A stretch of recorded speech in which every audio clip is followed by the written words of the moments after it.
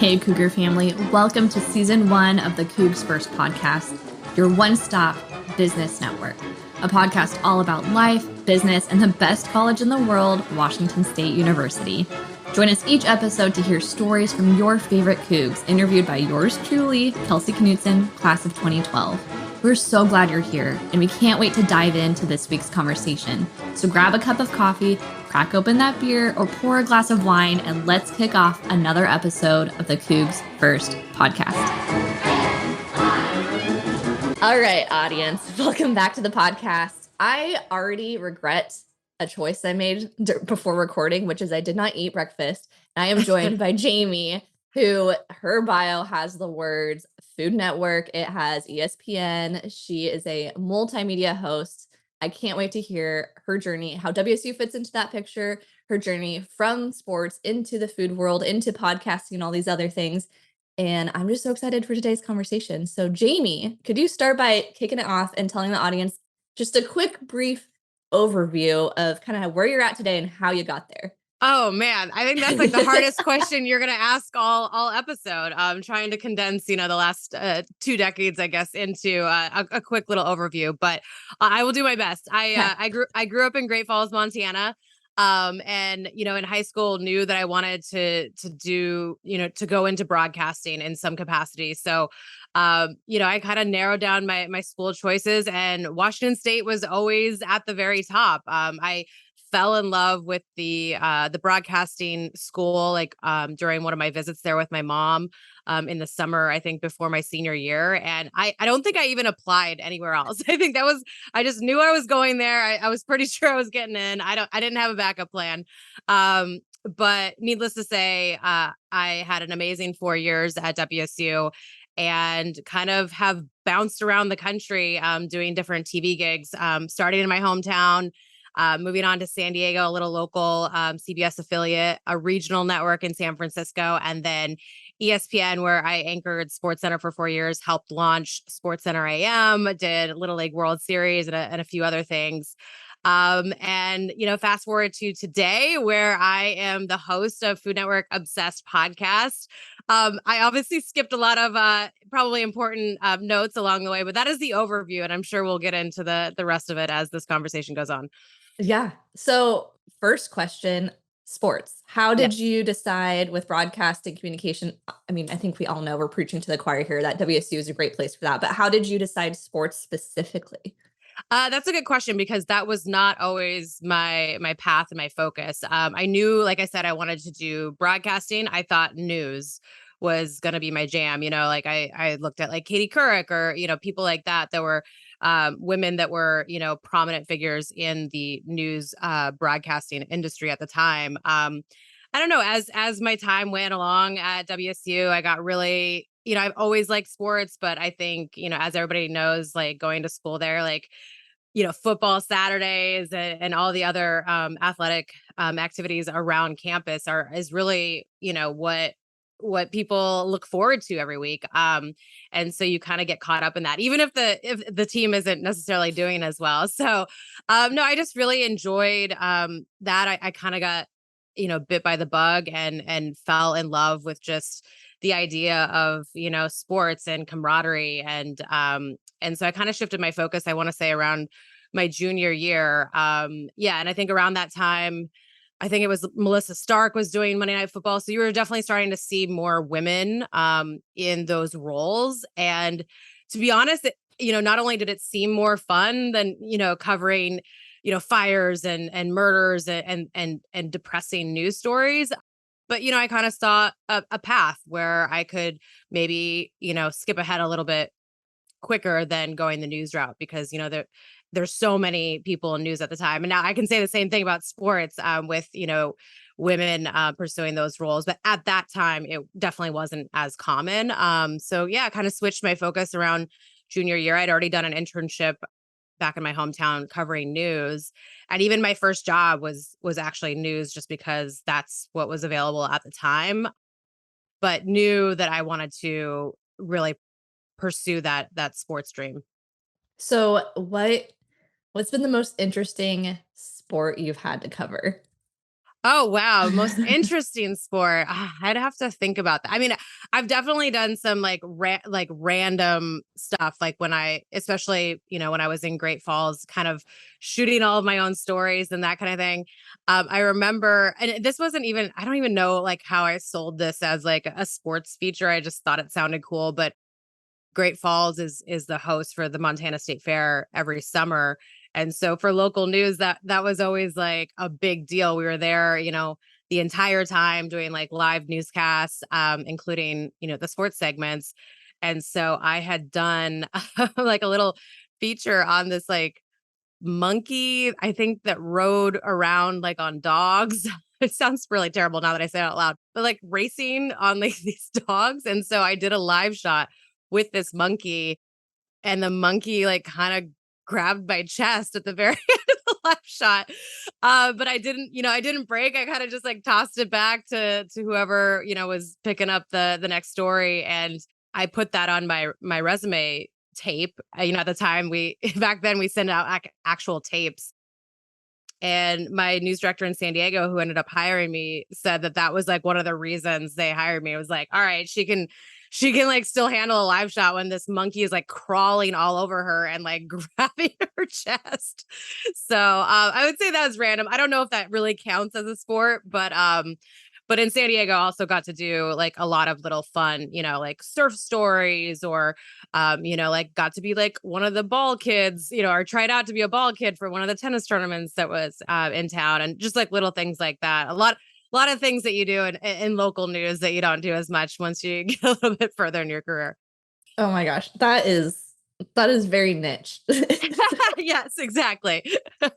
I'm glad it made you memorable. So, I also have a question around WSU. Hmm. You touched on it, so I'm gonna go there because you touched on it. There's been seasons, not just WSU, but sports in general, where the team's not doing so hot. Yeah. So how the heck, I've always wondered, how do you navigate that? How do you maintain enthusiasm when it's a tough game that's happening and unfolding in front of you? Like Any as a tips? as a fan, or No, as somebody as a covering? professional. Oh As yeah. a professional. I mean, I think, covering it professionally, you do, try to have some level of, journalistic, approach to it, where it's like you're not necessarily rooting for either side. At the same time, like you definitely, start to develop some sort of affinity towards these teams. And you want them to do well because it does make your job easier if they're winning, right? But at the end of the day, you kind of just have to cover what happened. It is a news story still at the end of the day. So it's like, all right, did they win or did they lose? Why did they lose? And kind of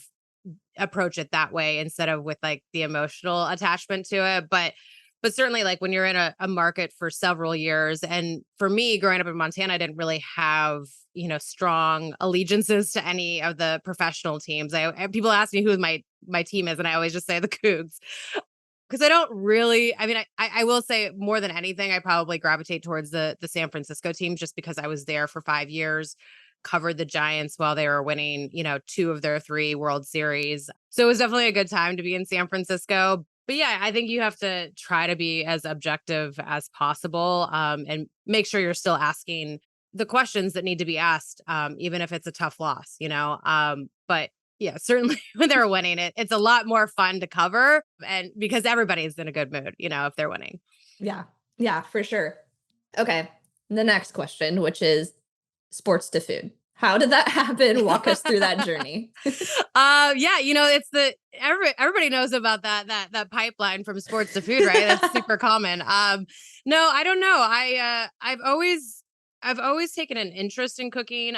Even I think, growing up, my parents got divorced when we were pretty young. So, my mom was working and like kind of tasked my sister and I with making dinner once a week. And I think it was more than anything, it was to teach us how to cook and meal plan, and just kind of think about like, oh, we need a vegetable, we need maybe a protein and maybe a starch and that kind of thing. But also probably to take a little bit of off of her plate. But I kind of like early on, I like found, one of her cookbooks and started, following some of those recipes, and thought like, oh wow, this is really cool. Like I can just follow, this recipe that somebody wrote and somewhat make it look like the photo.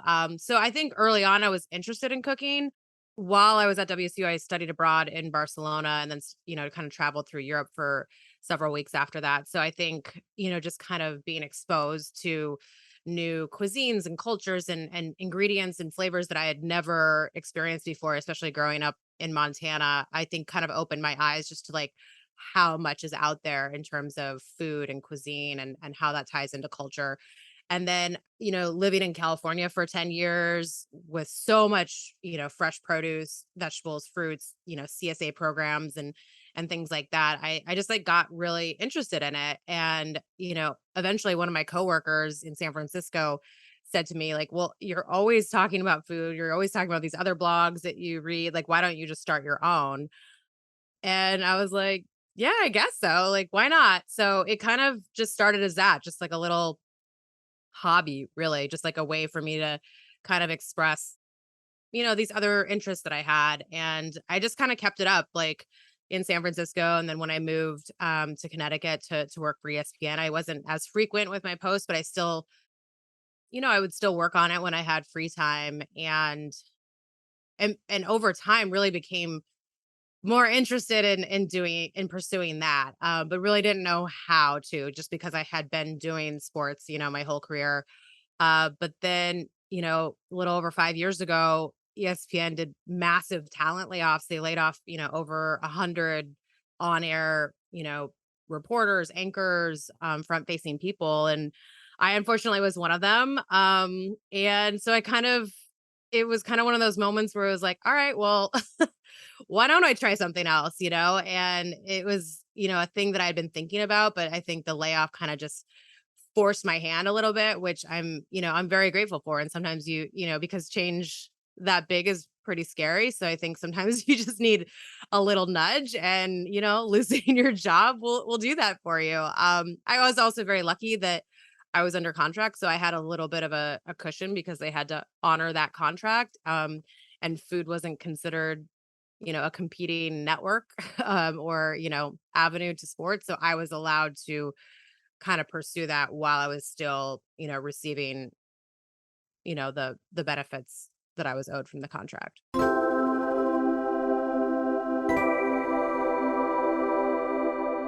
CougsFirst is your one-stop business network. Looking for a new bank or insurance? Think CougsFirst. Buying a new car? Think CougsFirst. Hiring a Coug? Think CougsFirst. Need a mentor? You guessed it. Think CougsFirst. What makes WSU great is Cougs supporting Cougs, and they are in every business and will take your call. Google it at CougsFirst.org. And as always, go Cougs.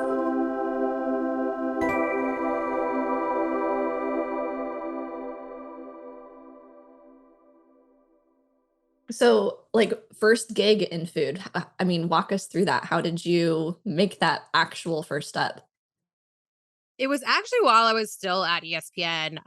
We have when I was there, and I'm sure still to this day, like, they'll get big name celebrities that'll come in just to do some guest spots, whether they're promoting something or just like are really big fans of ESPN. And they call it the car wash, and they just kind of like run this person through like all these different shows, whether it's, First Take or Sports Center, or like, the afternoon shows and that kind of thing. And I remember Bobby Flay was coming into studio, and whoever the booker was like, thankfully was like very aware of my food affinity and my blog and everything like that. So they were like, oh, well, Jayme obviously has to do this interview for Sports Center AM. And I actually was going to be out of town, like coming home from California that day. But I was so bummed, like I was going to miss it. So I said like I would come in like straight from the airport and like just record it. We could, air it on another day.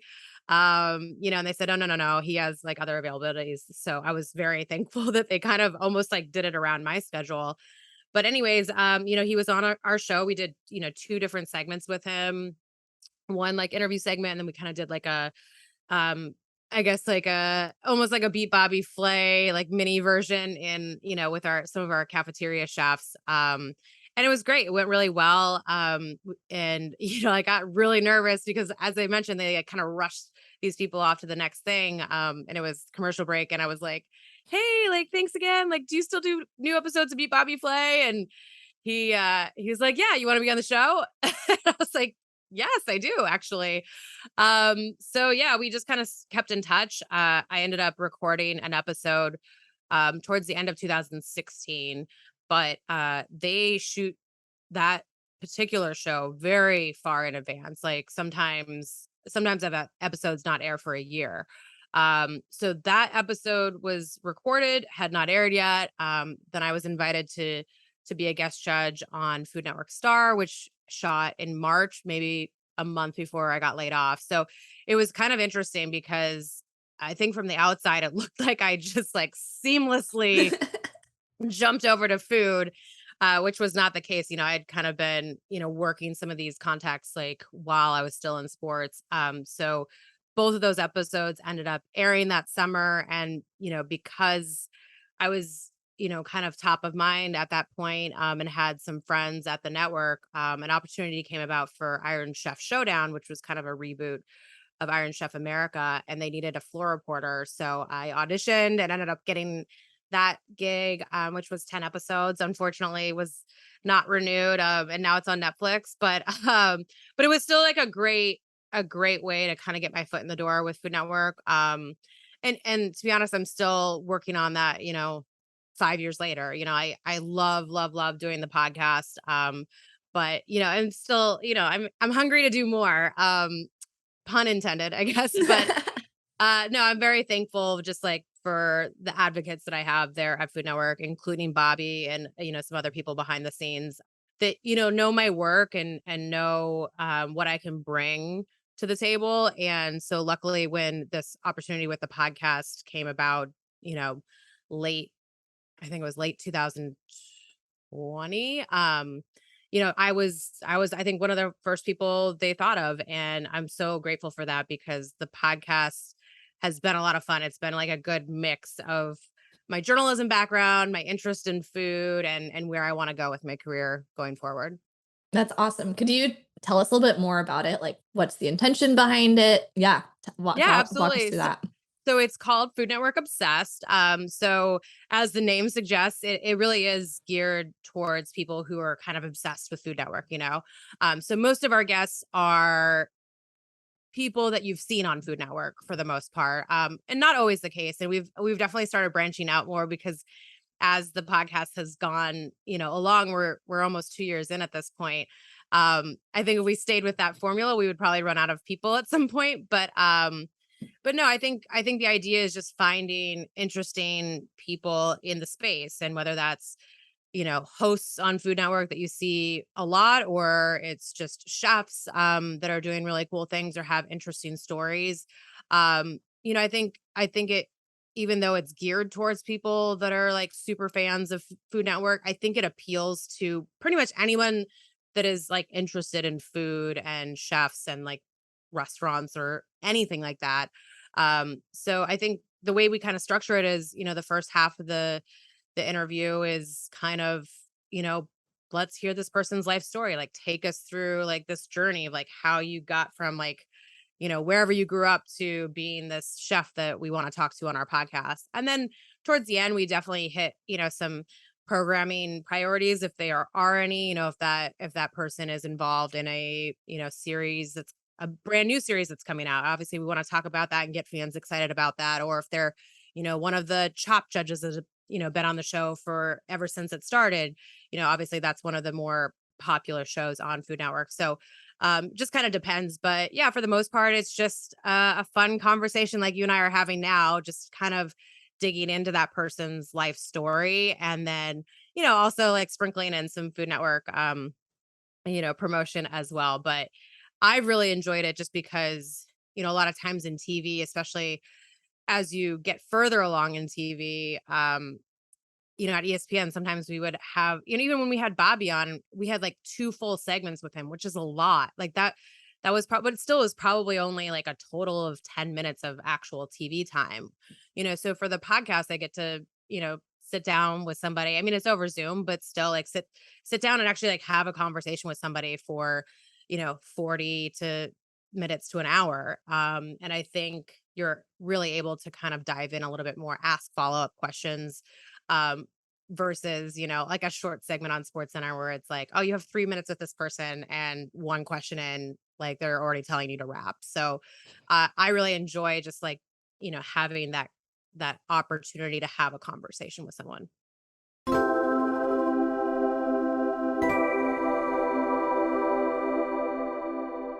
What makes WSU great? Cougs support Cougs, and they are in every business and want to give you a good deal.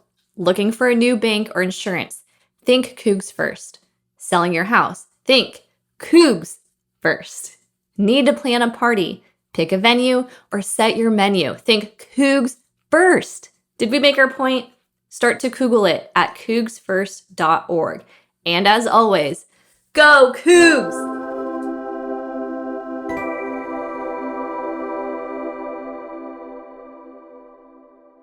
Yeah, no, that's awesome. And I think we're lucky to have you as Oh, someone thank else in you. the podcast space. Oh, for sure. And I just think it's like a whole new world. And when I talk to people, because I have this show and of course my other show too, it's like a whole new world. And not everybody who is in the media space does podcasting. And it's Hmm. different. And like the approach is different and the feel is different. But when you do it and you Totally. love it, you love it.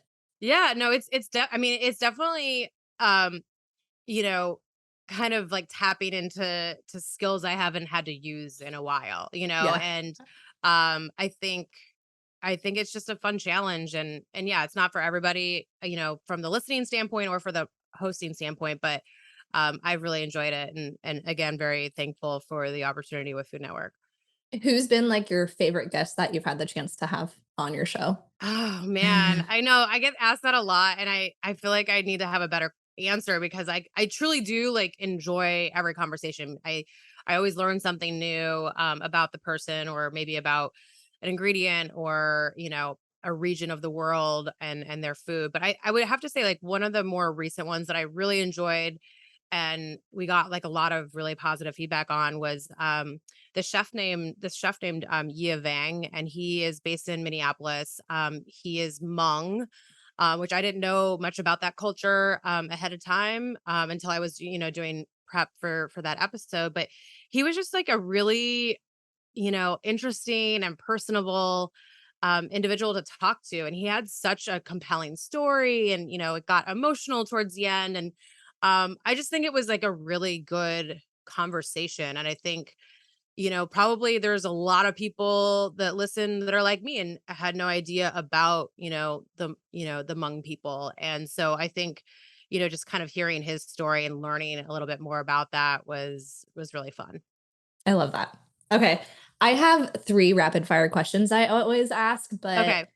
I'm gonna add a few because Okay, of your sure. Yeah. expertise, and I just feel like Absolutely. I feel like we need to go there. I love it. We do, So, yeah, we end Food Network Obsessed episodes with rapid fire as well. So I think it's a good way to kind of wrap things up and keep it light and fun.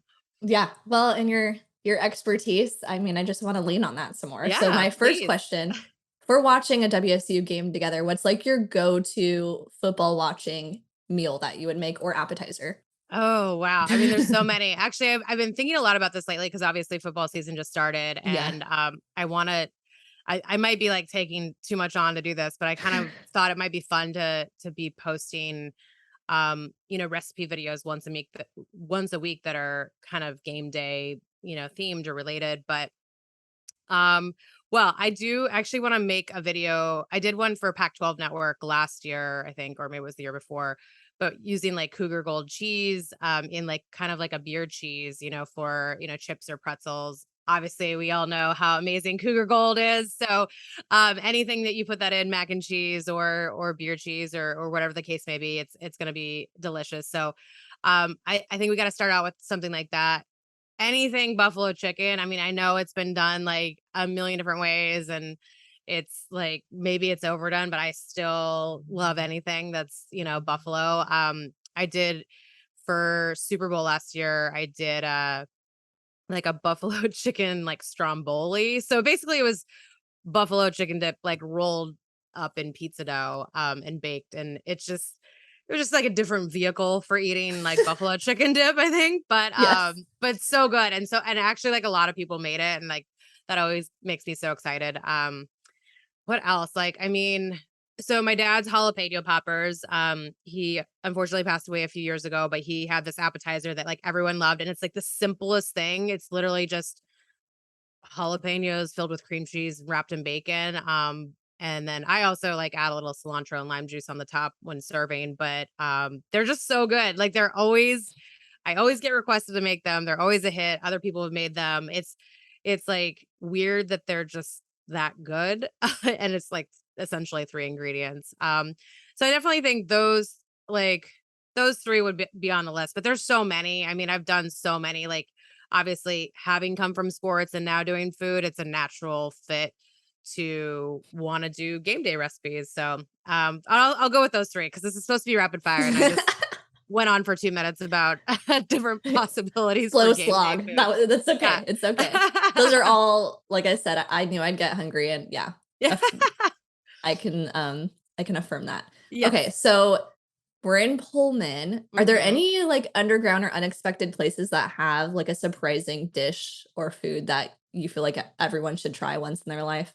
You know, I mean, my answer to that question are definitely not underground, like Yeah, items. Like it's like the items that every Coug probably like loves. And I think that probably has a lot to do with like not living close to Pullman right. over the last few years. So like when I do get back, it's usually like I have like one day. And so I want to go to the places that like, have that nostalgic, element for me. So of course, like I always have to go to Cella's and get like one of the big bread twists, and maybe a calzone, but like the calzones are so massive and like they're a lot. But yeah, the bread twist. And for some reason, I feel like their ranch dressing there is like Yes. better.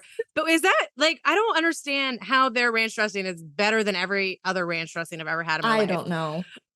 They probably don't even make it. I don't know. I mean, maybe you should do next episode. You should do like an investigation into Cella's and why their ranch is so good. Need to know. No, like a burger at the Coug for sure. I always have to stop by the Coug. That's obviously a must for all Coug fans. Um, you know, Ice cream at Ferdinand's. I mean, I'm like literally listing off like the go-tos for probably everybody, but I think those three, like I always have to hit up anytime I'm on campus. Yeah. I was actually gonna say Cella's salads, like, are Yeah, I actually mean, like it's like a because of the simple that ranch. because and I don't even get like something like I think I just get like the like house that like the Yep. standard with like iceberg and some, croutons and that ranch dressing. Yeah, it's so good. I don't know. Yeah. I don't know either, but I totally, totally agree with that. I would also add in, I mean, newer air quotes for us old people, but the Yeah. South Fork fries I've heard a are lot of also people very good. say like South Fork's so good, and I think I've eaten there once, and it was probably like the year it was probably like 5 years ago when I it was because I went back for a game like the year I got laid off, and but I think for me like again I was only there for like a night Yeah. or two, so I Gotta I was like, capitalize. I gotta go to my old standbys, and if I have time I can go to like the newer places, but I know that that's definitely like on lots of people's lists for sure. Yeah, they're very good. They're Noted, very good. noted. Okay, now we're gonna dive into the specific top 3 rapid Okay, fire questions that everyone answers, okay, and I say that because you would think everyone has the same answer, but it's been a nice mix, so try to get a okay, little creative with these, okay. okay? Okay, first one, if we were to have a drink in Pullman right now, where would we go? I think I know the answer, but, go ahead. I mean, I feel like we have to go to the Coug just because like I can't go to Pullman and not have a drink at the Coug. I was actually back in Pullman this spring for like one night. I actually came in to speak at the Cable 8 like end of the year banquet. And so, my boyfriend didn't have a chance to come with, and I just was there by myself, and I was like had some time to kill, so I went to the bookie and loaded up on some gear, and then I went to the Coug and had, just a beer by myself. So, I think the Coug, but I was a Katie and lived across from, but I don't think it's not Shakers anymore. Like Shakers was also like a like a place that we went because it was so convenient. But I think like the Coug is a classic, right? Like you just like Yeah. have to go to the Coug. Yeah. Yeah. If you're Totally. brave, get some boons. Oh my, uh, I haven't thought uh, about that in a long time. right? I someone brought that up to me the other day, and I was like, oh my gosh, the Boone's farm. Yeah, no, I don't get that now, but yeah, that was definitely a thing back Yes, in the day. absolutely. Specific to the Coug. Had to be there. Specific to the Coug, yeah, and then I think they still do it because it's just like tradition. I Oh don't my know gosh. how many people are actually still ordering it, but I'm pretty sure you can still order that at the Coug. Follow up, follow up. I'm gonna have to go figure that out Yeah, too. exactly. I'll report back. I'll let you know. Okay, please. Okay. And then obviously we're in football season now, so this Hmm. question is a little trickier and we're not going to talk about last week. Okay. If we were to watch, if you came to Pullman to watch one home game, just in general, who would you want to see them play? Oh, wow. That's a great question. I think, it might be like an obvious answer, but I think like a home Apple Cup is, that like because no matter how either team has done that season, that game always has like so much energy and you feel like the entire season's on the line, even if both teams have been terrible that year. So I think just the energy in the stadium, and it's usually cold, you're bundled up, I'm sure had some pregame drinks to help battle that. So I think it's just a lot of fun. And so that would be probably my choice. Yeah, I respect that one. Okay. And if you were just to describe your time at WSU with one word, what would it be? Oh man, one word? Oh no. I should have listened to the previous episode so I knew it was coming.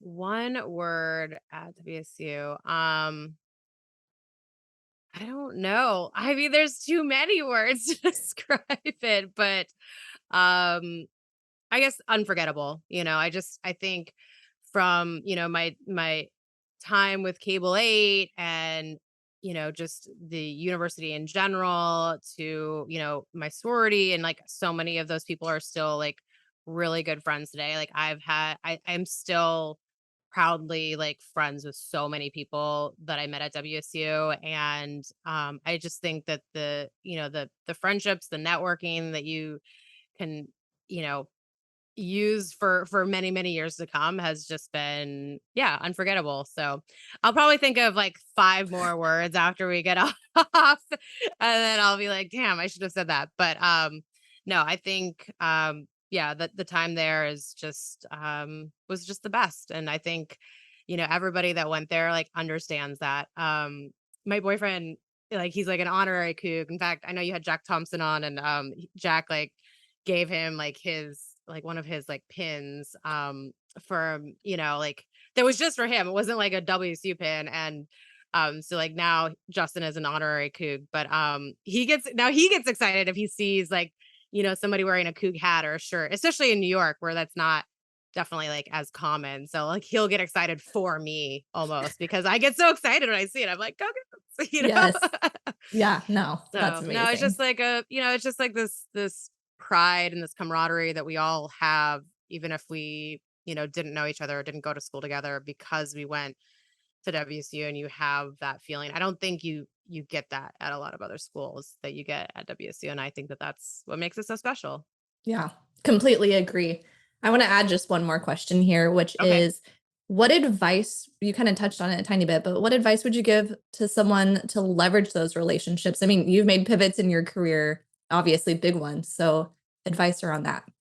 Yeah, I would say just like don't be afraid to use those connections. I think some people are like, oh, too scared to ask, even when I, spoke at the Cable 8, banquet, like I gave my email to like so many people.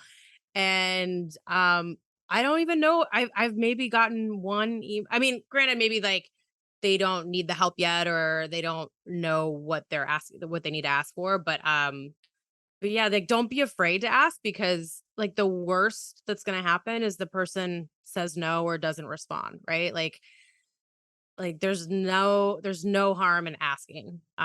Just be ready for maybe not the answer you want, but I think most of the time people will surprise you. And I think because there's been people that helped me, whether it was just a question or like, can you look at my resume reel, or what would you do in this interview situation, or whatever the case may be. I think I'm thankful for those people for have taken the time for me when I was in the same position. So like I'm happy to pay that forward. So like don't be afraid if someone's like, yeah, like here's my email, like never, hesitate to reach out. Like take them up on that. I think it can go a long way.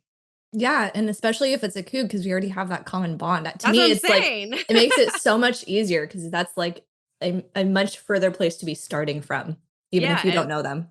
and like I said, we do have this bond, and we are so proud to be Cougs, and so to help other Cougs out, I think is yeah, that's what we all want to do, right? We all want to help each other succeed. Yes. So everyone email Jaymee. I'm just kidding. But Okay, maybe not that. I Let's not put my mean, email. No, I'm just kidding. totally joking. You can tweet her though. Yeah, send me a DM. I might not answer for a couple weeks, but Could you tell everyone listening where to find more about you and this podcast, all the cool stuff that you're up to, especially food people? Listen up. yes, absolutely. So yeah, Food Network Obsessed. You can basically get it on any platform where you get your podcast. So obviously Apple, Spotify are the most common, but I think it is on pretty much every podcasting platform. And we don't, I mean, up until this point, we don't run any ads. So like it is an ad-free experience. And it's just like cool conversations with awesome people. So definitely check out Food Network Obsessed. As for me personally, you can find me on Instagram, Jaymee Sire, Jaymeesire, or on Twitter, just my first name, Jayme. I'm not as active on Twitter these days, but Instagram is probably where you'll get most of my current content and life updates. I had mentioned my blog earlier, es3eat.com.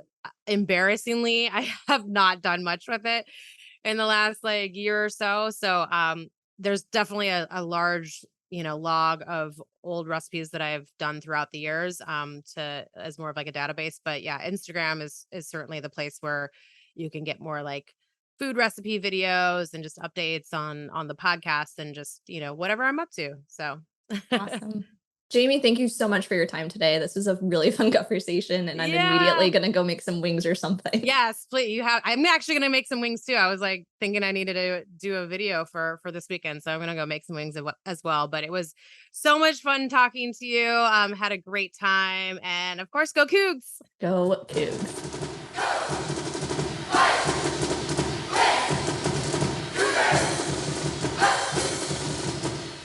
And that's a wrap. Thanks for hanging out with us on the CougsFirst podcast. We hope you leave feeling inspired, entertained, and encouraged to support yet another awesome Cougar-owned business. If you like what you heard, do us a huge favor and leave a review for the CougsFirst podcast on Apple, Spotify, Stitcher, or wherever you listen. Be sure to subscribe to stay up to date on the latest episodes, and please share this podcast with your fellow Cougs. And remember to thank CougsFirst for all of your products and services. But until the next episode, let's end it with a good old-fashioned Go Cougs!